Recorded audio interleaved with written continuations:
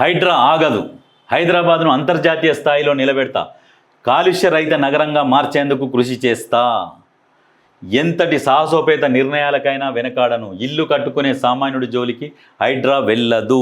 Yes, ఇల్లు కట్టుకునే సామాన్యుడి జోలికి వెళ్ళదు. ఎవరైతే అక్రమంగా నిర్మించిర్రో, పెద్ద పెద్ద బిల్డింగులు కట్టుకున్నారో మూసీ చుట్టూ, వాళ్ళ జోలికి హైడ్రా వెళ్తుంది, పేద ఇంటి జోలికి హైడ్రా వెళ్ళదు అని చెప్పేసి స్పష్టం చేస్తున్నాడు. మూసీలో కాలుష్యం కంటే కల్వకుంట్ల కడుపుల విషం ఎక్కువ. నిజంగా ఇది ఇది ఇది కరెక్ట్. కొన్ని డైలాగులు వాడతాడు మన ముఖ్యమంత్రి రేవంత్ రెడ్డి గారు. మంచిగా ఇట్లా గుచ్చుకోవాలి, ఇట్లా సూదులు గుచ్చుకున్నాడు గుచ్చుకుంటాయి.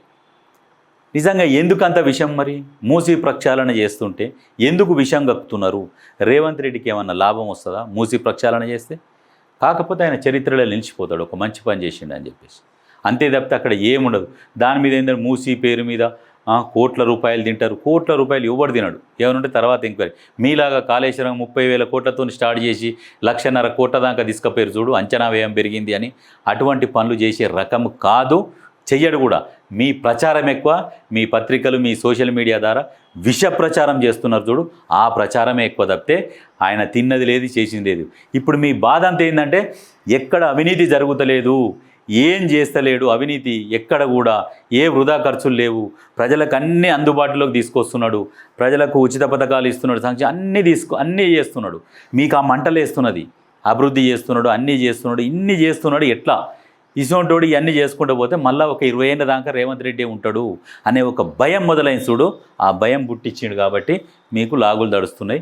అందుకనే పొద్దున లేస్తే విష ప్రచారం, బురదలుడు పని కట్టుకున్నారు. కొంచెం మారండి, మంచి పని చేయర్రి, ప్రజలకు చెప్పురు. మేము చేస్తాం అన్నారు, కానీ ఈయన చేసే తప్పు అని చెప్పకుర్రి. అర్థమైందా? ఢిల్లీ కాలుష్య కొరల్లో చిక్కుకొని జనం ఇబ్బంది పడుతున్నారు. హైదరాబాద్కు ఆ దుస్థితి రాకూడదనే మా తపన. ఎస్, ఢిల్లీలో కొన్ని ఒకరోజు ఒక బండ్లు, ఒకరోజు ఒక బండ్లు, సరిసంఖ్య బేస్ సంఖ్య కింద కూడా నడిచినాయి. కాలుష్యం కొరలలో ఇరుకపోయి ఆగం ఉంటుంది ఢిల్లీకి పోయి వచ్చిన వాళ్ళకి తెలుస్తుంది. నువ్వు ఇట్లా బయటికి వెళ్తే నువ్వు ఒక 5 కిలోమీటర్లు కూడా నీకు ఒక గంటన్నర పడుతుంది, అంత ట్రాఫిక్ ఉంటుంది. ఎక్కడ చూడు పొల్యూషన్. అటువంటి పరిస్థితి మనకు రావద్దన్న ఉద్దేశంతో నానా ప్రయత్నాలు చేస్తున్నారు, అర్థం చేసుకోవాలి. ఎల్బీ నగర్పై నాది ప్రత్యేక అభిమానం. వన మహోత్సవం కార్యక్రమంలో ముఖ్యమంత్రి రేవంత్ రెడ్డి. గుర్రంగూడలో 35.50 కోట్ల అభివృద్ధి పనులకు శ్రీకారం.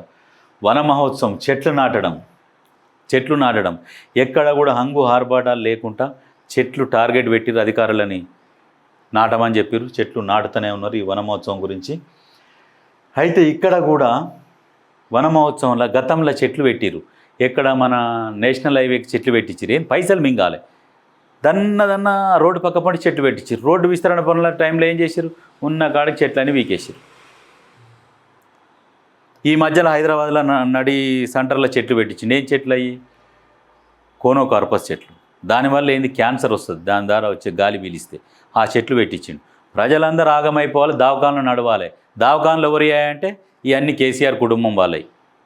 టీఎక్స్ హాస్పిటల్స్ కావచ్చు, ఈ పెద్ద పెద్ద హాస్పిటల్స్ చాలా ఉన్నాయి, అలా యశోద వాళ్ళదే, ఇవన్నీ వాళ్ళే. ఇవన్నీ ఏంటంటే ప్రజలకు రోగాలు రావాలి, వాళ్ళ హాస్పిటల్ అక్కడి నుంచి బాగా నడవాలి.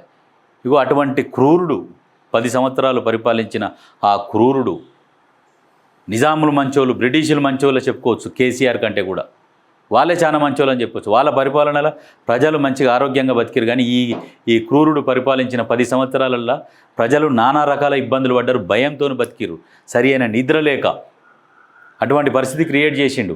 ఇప్పుడు స్వాతంత్రం వచ్చినట్టుగా రేవంత్ రెడ్డి పరిపాలిస్తున్నాడు, అది దృష్టిలో పెట్టుకోరి. ఎందుకంటే వానికి భజన చేసే ఇప్పుడు వాళ్ళ బ్యాచ్ ఉన్నది చూసినావా, ఆ బ్యాచ్కి ఏం తెలియదు. ఆ బ్యాచ్ ఎంతసేపటికి ఏదో కూలిస్తే ఎగురుతున్నారు, ఏమంటలేరు. మీరు ఒక్కసారి ఎదురు తిరిగి చూడురు తెలుస్తుంది. కేసీఆర్కి ఎదురు తిరిగిన వాళ్ళని తీసుకుపోయి ఏడేడేసిండో మీకు అప్పుడు తెలుస్తుంది. వన మహోత్సవం షురు. 3 కార్పొరేషన్లో 30 లక్షల మొక్కలు, ఒక్కో కార్పొరేషన్లో టార్గెట్ 10 లక్షలు నాటేందుకు ప్లానింగ్ ఏర్పాట్లు. భూసారాన్ని బట్టి ఔషధ పండ్లు పూల మొక్కల ఎంపిక. ఎస్, ఇది విజన్ ఉన్న నాయకుడు చేసేది. ఏంది? ఔషధ పండ్ల పూల మొక్కలు, పండ్ల చెట్లు కూడా పెడుతున్నారు. గతంలో పనికిరాని చెట్లు పెట్టేది. పండ్ల చెట్లు పెడితే జంతువులకు పనికొస్తాయి, ఆ జంతువులు మన ఇళ్ళల్లోకి రాకుండా ఉంటాయి. పాపం వాటిని కూడా పర్యావరణం మీద ప్రేమ ఉంటే గిట్లా ఉండాలి. పర్యావరణం మీద ప్రేమ ఉన్న నాయకుడు ముఖ్యమంత్రి రేవంత్ రెడ్డి. పండ్ల చెట్లు పెడితే పిట్టెలు పిచ్చుకలు అవి తినుకుంటా చెరపాపం వాటి బతుకుతాయి ఆ నీడకు.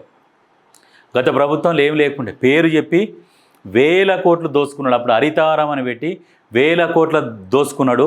అప్పుడు ఆంధ్రజ్యోతిలో వచ్చింది, 12 నిమిషాలు క్లియర్గా వచ్చింది. అధికారులు డైరెక్ట్ పోయి సంతులలో పైసలు నింపుకొని వచ్చారు బ్యాంకులలో పోయి. ఇక ఈ చేత రాయుడు ఏంటంటే ఈ చేత చెక్కు రాసుకున్నాడు, ఓ చేత సైన్ పెట్టుకున్నాడు, వాళ్ళే పైసలు తెచ్చుకున్నాడు. మొక్కలు పెట్టకున్నా పెట్టినామన్నట్టు ఆనందం చేసి మొత్తం ఇక ఆ పైసలు వాళ్ళు వసూలు చేసుకోవాలి. వాళ్ళకింత పిట్టకింత బెల్లం నాకింత బెల్లం అని మొత్తం మంచిగా తిన్నారు దొంగలు.